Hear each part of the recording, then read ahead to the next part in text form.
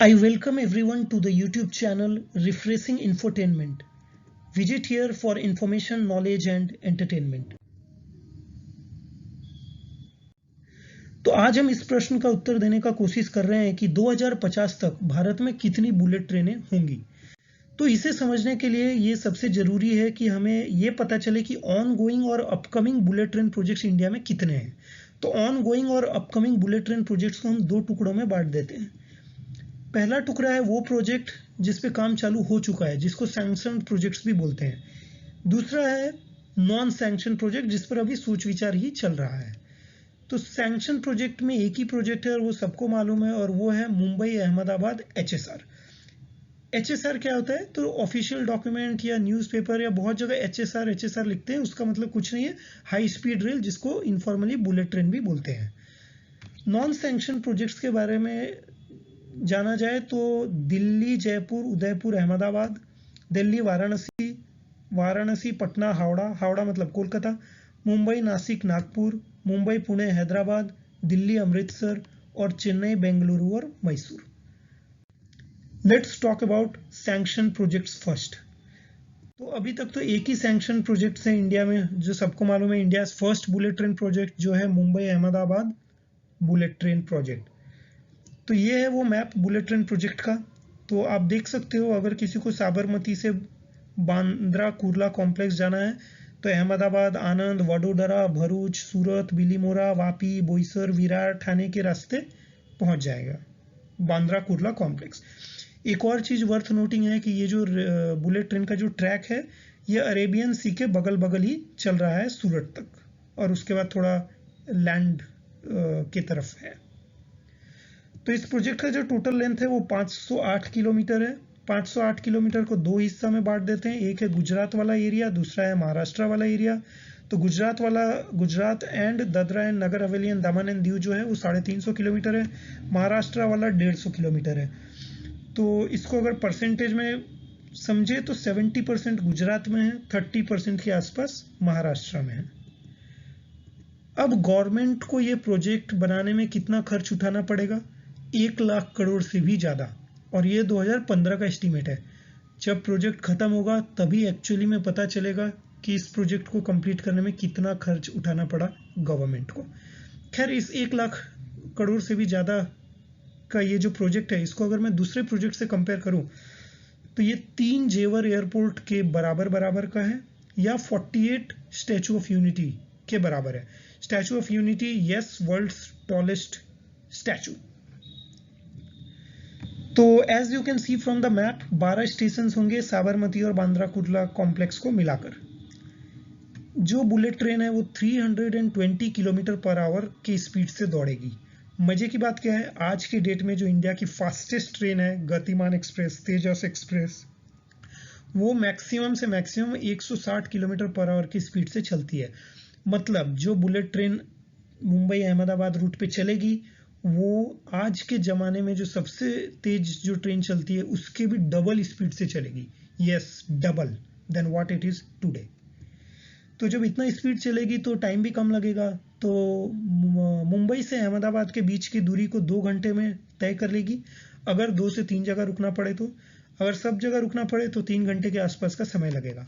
एक नज़र डाल लेते हैं कि अभी कितना टाइम लगता है अगर किसी को मुंबई से अहमदाबाद जाना है। तो ट्रेन से जाएंगे तो 6 घंटा, रोड से जाओगे 9.5 घंटा, प्लेन से जाओगे तो 1 घंटा 15 मिनट में ही पहुंच जाओगे।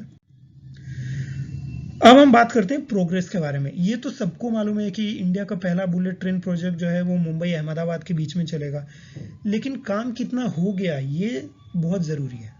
तो सबसे पहला जो क्वेश्चन आता है कि when would the Mumbai Ahmedabad bullet train commence it services. इस क्वेश्चन को आंसर देने के पहले एक सीक्वेंस ऑफ इवेंट्स को समझना जरूरी है। सबसे पहले क्या होता है, कोई भी प्रोजेक्ट में एक फिजिबिलिटी स्टडी होता है। फिजिबिलिटी स्टडी जब ओके हो जाता है, उसके बाद अगला स्टेप होता है लैंड एक्विजिशन का। लैंड एक्विजिशन जब हो जाता है उसके बाद टेंडर फ्लोट होता है। फिर अगला स्टेप होता है सिविल कंस्ट्रक्शन स्टार्ट, मतलब अब काम चालू हो गया, अब बनना चालू हो गया। और लास्ट स्टेप होता है जब प्रोजेक्ट कंप्लीट हो जाता है और इट बिकम्स फुल्ली फंक्शनल या ऑपरेशनल। तो इस सीक्वेंस को याद रखते हुए सबसे पहले चीज तो ये समझने का है कि इस प्रोजेक्ट का फिजिबिलिटी स्टडी हो चुका है, अब जो है वो है लैंड एक्विजिशन का काम चल रहा है। तो लैंड एक्विजिशन जो है तकरीबन 1400 हेक्टेयर का ज़मीन चाहिए, जिसमें से 90% के आसपास लैंड अक्वायर हो चुका है। तो क्या सब जगह बराबर लैंड अक्वायर हुआ है, देखते हैं। गुजरात में 98% लैंड अक्वायर हो चुका है। Dadra and Nagar Haveli and Daman and Diu में पूरी जमीन अधिग्रहण हो चुका है। महाराष्ट्र में 68% लैंड एक्विजिशन हो चुका है। तो जैसा कि मैं बोला कि tender for civil construction of work can be floated only if 70 to 80% of the land has been acquired. और जब लैंड एक्विजिशन हो गया, उसके बाद टेंडर फ्लोट हो गया, उसके बाद जब काम चालू होता है, वो काम को भी कम से कम 4 साल तो लग ही जाता है खत्म होने में। तो महाराष्ट्र में 68% के आसपास लैंड एक्वायर हो चुका है। जैसे ही 70% हो जाएगा, टेंडरिंग का काम चालू हो जाएगा, फिर टेंडरिंग के बाद एक्चुअल कंस्ट्रक्शन का काम भी चालू हो जाएगा। अगर महाराष्ट्र में किसी कारण डिले हो जाता है लैंड एक्विजिशन में, तो ऐसा भी रिपोर्ट है कि बुलेट ट्रेन फिर 2 फेजेस में लॉन्च किया जाएगा। पहला फेज में सिर्फ गुजरात सेक्शन को लॉन्च किया जाएगा, जो कि 352 किलोमीटर का है, और उसको भी लॉन्च करने में मेरे अनुमान अनुसार अप्रैल 2026 या उससे लेट ही लगेगा। क्यों लगेगा वो मैं अभी बता दूं। क्योंकि गुजरात सेक्शन में 352 किलोमीटर है, जिसमें से 342 पे काम चालू हो चुका है। हालांकि टेंडर तो सब पे फ्लोट हो चुका है, पर जो बचा हुआ जो 10 किलोमीटर है जिस पे अभी काम चालू नहीं हुआ है, उस पे अगर मैं मानूं कि आज भी अगर काम चालू हो जाए अप्रैल 2022 में, तो 4 साल तो लगेगा ही काम कंप्लीट होने में, मतलब अप्रैल 2026।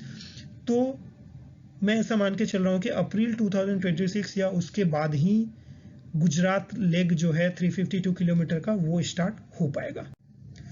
अब आते हैं एमेनिटीज के बारे में। क्या सुख सुविधा मिलेगा पैसेंजर को? बुलेट ट्रेन प्रोजेक्ट नाम तो बड़ा है, पर इसमें क्या क्या फायदा होगा, क्या क्या सुख सुविधा होगा पैसेंजर्स को? तो सबसे पहले, जैसे हमारे इंडियन रेलवेज में वेरियस कैटेगरी ऑफ कोचेज रहता है, first AC, second AC, third AC, sleeper, unreserved, उसी के लाइन पे बुलेट ट्रेन में भी 3 टाइप के कोच होंगे, फर्स्ट क्लास, स्टैंडर्ड क्लास और बिजनेस क्लास। तो ये एक मैं स्क्रीनशॉट डाला हूँ। Next halting station Kanpur central. ये तेजस राजधानी में एक पैसेंजर इंफॉर्मेशन डिस्प्ले सिस्टम है, एक एलसीडी है, उस पर बताते रहता है अगला स्टेशन ये, इतना दूर, इतना किलोमीटर, ये वो। तो ये जो मुंबई अहमदाबाद बुलेट ट्रेन है, इस पर भी एक एलसीडी इंफॉर्मेशन डिस्प्ले सिस्टम होगा, जिसमें 4 लैंग्वेज में इंफॉर्मेशन दिया जाएगा, इंग्लिश, हिंदी, गुजराती, मराठी। और इसमें वही सब इंफॉर्मेशन होगा जो नॉर्मली एक मेट्रो ट्रेन में या तेजस में होता है, जैसे कि ट्रेन नंबर, नाम, अगला स्टॉपेज कहाँ है, कहाँ तक ट्रेन जाएगी, कितना स्पीड से चल रही है, दरवाजे किस तरफ खुलेंगे, जो कि मेट्रो ट्रेन में सुनने को मिलता है। जब ट्रेन टनल से जाती है तो अक्सर लोगों को ऐसा एक्सपीरियंस हुआ होगा कि कान में कुछ थोड़ा दर्द होता है। तो वो इसलिए होता है क्योंकि एयर प्रेशर में डिफरेंस रहता है। तो इस चीज़ को भी टैकल करने का प्रोविजन है इस Mumbai Ahmedabad bullet train project में। फिर अगर आप ट्रेन से यात्रा करते हैं और ट्रेन अगर बहुत हाई स्पीड में चलती है, तो you can experience that sideways movement of coaches. You can feel that the coach is moving slightly left and right, और you can say that sideways vibration जो थोड़ा बहुत होता है। तो झटका नियंत्रण प्रणाली भी एक इसमें लगाया जाएगा, जिससे बहुत ज़्यादा लेफ्ट राइट वाला झटका महसूस नहीं होगा। और फिर है wheel chair friendly seats and toilets. Again this is not an exhaustive list, और भी बहुत सारे चीज एमिनिटीज है जिसके बारे में मैं नहीं डाला हूं। ट्रैफिक, अब डिस्कस करेंगे कि कितने लोगों को ट्रेन ले जाएगी, ट्रेन कितनी लंबी होगी, कितने कोच होंगे, कितने बजे से कितने बजे चलेगी, कितना किराया देना पड़ेगा। तो फर्स्ट ईयर ऑफ ऑपरेशन जो मेरे अनुसार 2026 होगा, उसमें 10 कोच की एक ट्रेन चलेगी। टोटल 35 ट्रेनें होंगी पर डे 1 डायरेक्शन में, और एक ट्रेन में 750 लोग जाएंगे। तो पर डे अगर बात करें तो तकरीबन 18,000 लोग एक डायरेक्शन में फर्स्ट ईयर ऑफ ऑपरेशन में ट्रैवल करेंगे। और 2056 में जब 30वां साल चल रहा होगा, तो 10 कोच की जो ट्रेन है वो 16 कोच की हो जाएगी। 35 ट्रेनें जो दिन भर में चलती थी वो बढ़ के 105 हो जाएंगी, मतलब नियरली 3 टाइम्स। ट्रेन भी जो है वो कैपेसिटी बढ़ जाएगा, और तकरीबन डेली 1 वे 1 लाख पैसेंजर ट्रैवल करेंगे। तो लेंथ ऑफ द जो ट्रेन होगा वो तकरीबन 255 मीटर्स का होगा, 10 कोच का होगा, एक कोच तो बिजनेस क्लास होगा ही। तो 255 मीटर मतलब 4 बुलेट ट्रेन अगर एक के पीछे एक लगा दे तो 1 किलोमीटर हो जाएगा, मतलब length of one bullet train will B 1/4 of A kilometre. फिर अगला क्वेश्चन आता है, क्या दिन भर 24/7 चलेगा क्या? नहीं, 24/7 वाला स्कीम नहीं है। ये बुलेट ट्रेन जो चलेगी वो सुबह 6 बजे से रात के 12 बजे तक चलेगी। नॉन रश आवर्स में हर आधे घंटे पे और रश आवर्स में हर 20 मिनट पे चलेगी। क्या ये ट्रेन इंडिया में बनेंगे? नहीं, ये ट्रेन जापान से इंपोर्ट किया जाएगा। सबसे बड़ा क्वेश्चन, कितना खर्च होगा, एक टिकट का कितना दाम पड़ेगा, कितना हम लोगों को देना पड़ेगा? तो अभी तक का जो रिपोर्ट है उसके अनुसार 3,000 रुपये या उससे ज़्यादा ही देना पड़ेगा for full length journey. Obviously अगर एक पोर्शन पे आप जर्नी कर रहे हैं, एक सेक्शन पे जर्नी कर रहे हैं, तो कम ही देना पड़ेगा। अब मैं शेयर कर रहा हूँ कुछ real pictures of Mumbai Ahmedabad bullet train project. क्या है, तो ये गुजरात में एक कोई जगह है जहाँ पे जहाँ पे पिलर तो गड़ गया है, जैसा कि हम लोग फोटो में देख सकते हैं। एक और जगह है जहाँ पे पिलर जो है वो गड़ चुका है, तो इसको बोलते हैं पियर्स। और ये पिलर क्यों गाड़ना पड़ा? क्योंकि ऐसा रिपोर्ट है कि मुंबई अहमदाबाद जो बुलेट ट्रेन प्रोजेक्ट है वो एलिवेटेड कॉरिडोर होगी, मतलब जमीन के ऊपर चलेगी, अंडरग्राउंड टनल वाला स्कीम कम रहेगा। तो कितना है? 468 किलोमीटर आउट ऑफ 508 किलोमीटर, मतलब 90% of total length will be elevated corridor. अब हम बात करते हैं कुछ नॉन सैंक्शन प्रोजेक्ट्स के बारे में। तो इसमें सबसे पहले है दिल्ली से अहमदाबाद। तो इस मेट्रो रूट पे एक टेंडर निकला था, गवर्नमेंट ने एक टेंडर निकाला था दिसंबर 2020 में, और ये टेंडर था इन्वायरमेंटल इम्पैक्ट असेसमेंट को लेकर। तो जैसा कि मैं बोला कि these are non sanction projects, तो यहाँ पे अभी फिजिबिलिटी स्टडी ही चल रहा है। तो फिजिबिलिटी स्टडी में एक स्टडी होता है इन्वायरमेंटल इम्पैक्ट असेसमेंट, मतलब कितना पेड़ काटना पड़ेगा। अगर पेड़ काटना पड़ेगा तो उसके बदले में कॉम्पेंसेटरी प्लांटेशन, मतलब कितना पेड़ लगाना पड़ेगा, कुछ काटे तो कुछ लगाना पड़ेगा। तो वो सब का स्टडी था, और ये टेंडर गवर्नमेंट ने फ्लोट किया था दिसंबर 2020 में। तो व्हाट वी कैन कंक्लूड कि ये जो लेंथ होगा दिल्ली अहमदाबाद बुलेट ट्रेन का, ये 886 किलोमीटर का होगा। ऐसा भी कहा जा रहा है कि दिल्ली अहमदाबाद को एक्सटेंड को बेसिकली अहमदाबाद मुंबई से मिला के एक Mumbai Delhi full length corridor के रूप में इसको डेवलप किया जा सकता है। दूसरा है दिल्ली वाराणसी बुलेट ट्रेन। तो इसके बारे में एक न्यूज़ आया था 2021 में कि ये जो हाई स्पीड रेल कॉरिडोर है, इस पे लिडार टेक्नोलॉजी से सर्वे का काम स्टार्ट हो गया है। लिडार सर्वे क्या होता है? लिडार का फुल फॉर्म होता है लाइट डिटेक्शन एंड रेंजिंग, मतलब ऊपर से कोई ड्रोन लाइक ऑब्जेक्ट उड़ता है या प्लेन उड़ता है, और वो रेडियो सेंसिंग से एक टेक्नोलॉजी है जिससे वो 3 डायमेंशनल इमेज जनरेट करता है। तो this is what we can conclude कि Delhi Varanasi high speed rail corridor पे अभी प्रिलिमिनरी सर्वे ही चल रहा है। लेंथ कितना होगा? 864 kilometre. Third route is Varanasi Patna Howrah मतलब कोलकाता। तो इस पे गवर्नमेंट ने एक टेंडर निकाला था मार्च 2021 पे। क्या चीज का था? Survey identification of overhead underground utilities and so on and so forth. तो ऐसा होता है कि जब कोई टनल बनाना है या जमीन पे गड्ढा करना है, तो पहले एक सर्वे करना रहता है पता लगाने के लिए कि नीचे से कोई ऑयल पाइपलाइन तो नहीं है, नीचे से कोई बिजली का तार तो नहीं जा रहा। तो वो सब का स्टडी करने का चीज है इसमें, जो कि मुझे समझ आ रहा है।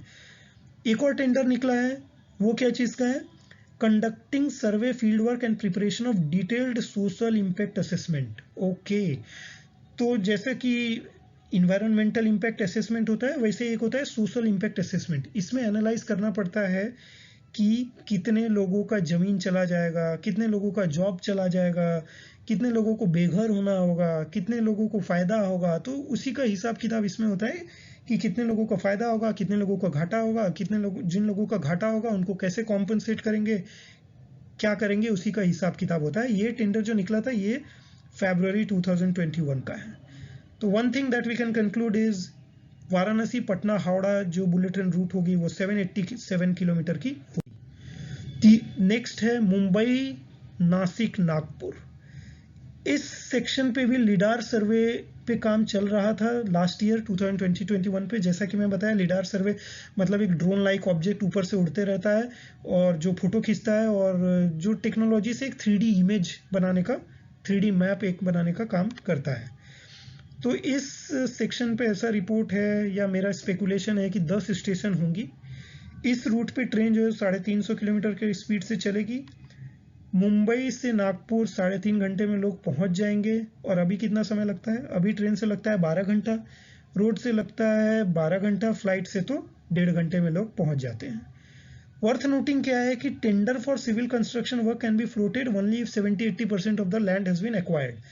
तो इस केस में इंटरेस्टिंग थिंग क्या है कि 70% land is already with the government and only 30% needs to be acquired from private parties. मतलब गवर्नमेंट के पास इतना जमीन ऑलरेडी है कि वो टेंडर फ्लोट कर देंगे, फिर कंस्ट्रक्शन का काम भी चालू हो जाएगा। तो ये एक चीज़ वर्थ नोटिंग है। और लेटेस्ट अपडेट जो मेरे पास है वो ये है कि मार्च 2022 में शायद डिटेल प्रोजेक्ट रिपोर्ट इसका सबमिट हो चुका था या फाइनलाइज हो चुका था। तो टोटल लेंथ ये कितने का होगा? 736 किलोमीटर का। नेक्स्ट है मुंबई पुणे हैदराबाद। इस पे भी एक टेंडर निकला था। ये टेंडर निकला था नवंबर 2020 में। और इसमें वही था, survey identification of overhead underground, वही हिसाब किताब है कि जमीन के नीचे क्या कोई तेल का पाइपलाइन चल रहा है, कोई बिजली का तार बिछा है, क्या है, और भी जो भी चीज़ें हैं उसका एक स्टडी करो। यूटिलिटीज़ मतलब यही चीज़ होते हैं। तो वन थिंग इज देयर कि ये जो प्रोजेक्ट है वो 711 किलोमीटर का होगा। नेक्स्ट है दिल्ली अमृतसर। इस पे भी कुछ टेंडर निकला है। पहला टेंडर जो निकला था वो मार्च 2021 में निकला था। और इसमें क्या था? Conducting survey, field work and preparation of detailed social impact assessment. Again social impact assessment, कितने लोगों का जमीन चले जाएगा, कितने लोगों का जॉब चला जाएगा, कितने लोग बेघर हो जाएंगे, तो उन लोगों को कैसे कॉम्पनसेट करेंगे, कहाँ करेंगे, वो सबका हिसाब किताब। फिर कितने लोगों को फायदा भी होगा इस ट्रेन से, इस बुलेट ट्रेन प्रोजेक्ट बनने से, ये सारा का हिसाब किताब।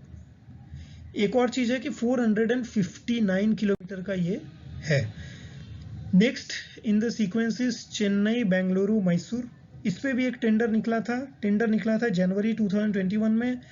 Conducting survey and preparation of detailed social impact. यहाँ भी वही हिसाब किताब, सोशल इम्पैक्ट असेसमेंट चल रहा है।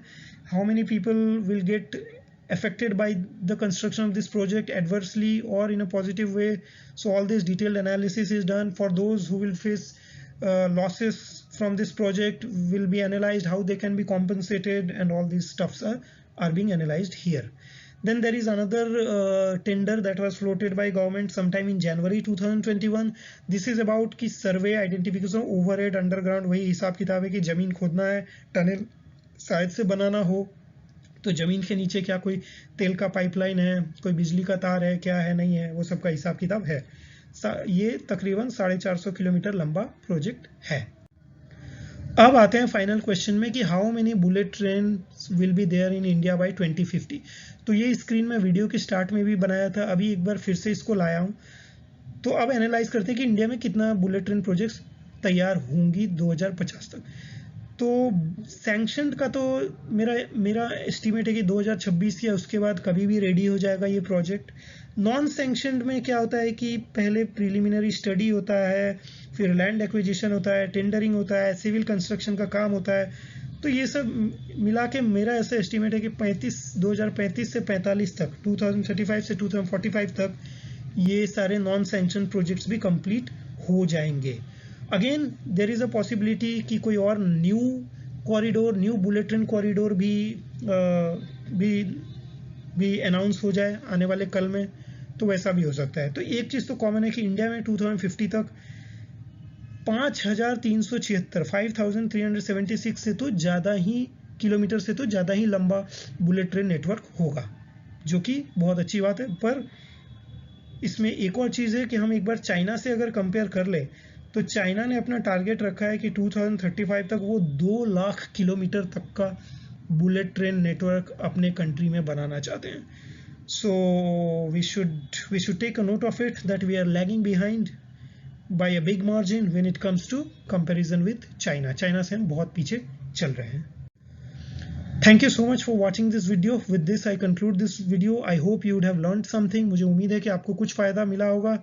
कमेंट सेक्शन में अपने क्या फ़ायदा हुआ, क्या ये इस वीडियो से आपको क्या सीखने मिला, आप लिख सकते हो।